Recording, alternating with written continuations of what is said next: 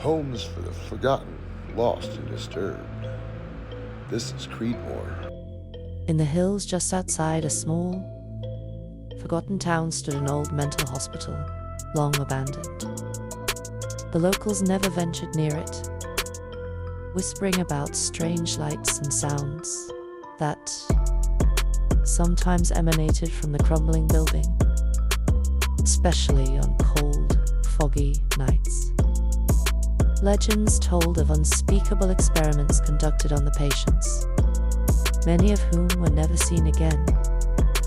One night, a group of curious college students decided to explore the hospital, hoping to debunk the town's ghost stories.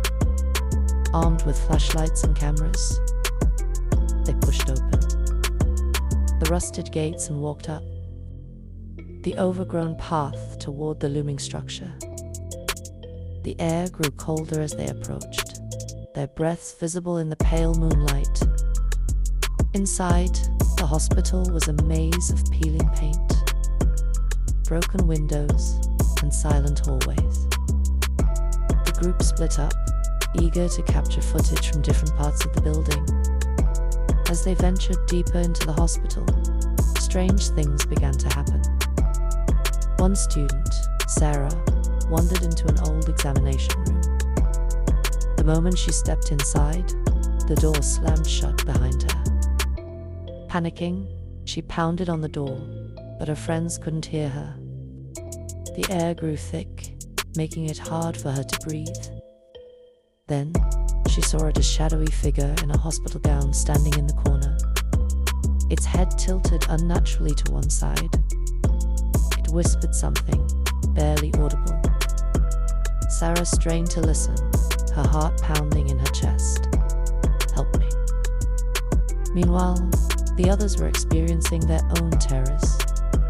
Doors creaked open and shut by themselves, and strange murmurs echoed through the hallways. One by one, they heard footsteps behind them. But when they turned, no one was there. As the night wore on, they realized something horrifying. They weren't alone. In another wing of the hospital, John, another student, found old patient records scattered across the floor. One caught his ARJA file labeled Patient 207. The notes mentioned severe psychosis and experimental treatment that had gone wrong. The last entry simply read, "Patient unaccounted for. Still believed to be on site." Suddenly, the lights flickered and a cold draft swept through the hallway. The temperature dropped even further as a figure appeared at the end of the corridor. Dressed in an old hospital uniform, its face was twisted in a permanent scream. It began to move toward him, faster than any human should. Panicking, John ran, trying to find the others. But the hospital seemed to shift around him. Hallways that hadn't been there before appeared, leading him deeper into the building's twisted bowels. Somewhere in the distance, he could hear his friends screaming. By the time the group managed to find each other again, they were all changed. Their faces were pale, eyes wide with terror. They rushed toward the exit, but the hospital wouldn't let them leave. The doors refused to open, and the windows had become sealed with an impenetrable darkness. Then came the voices.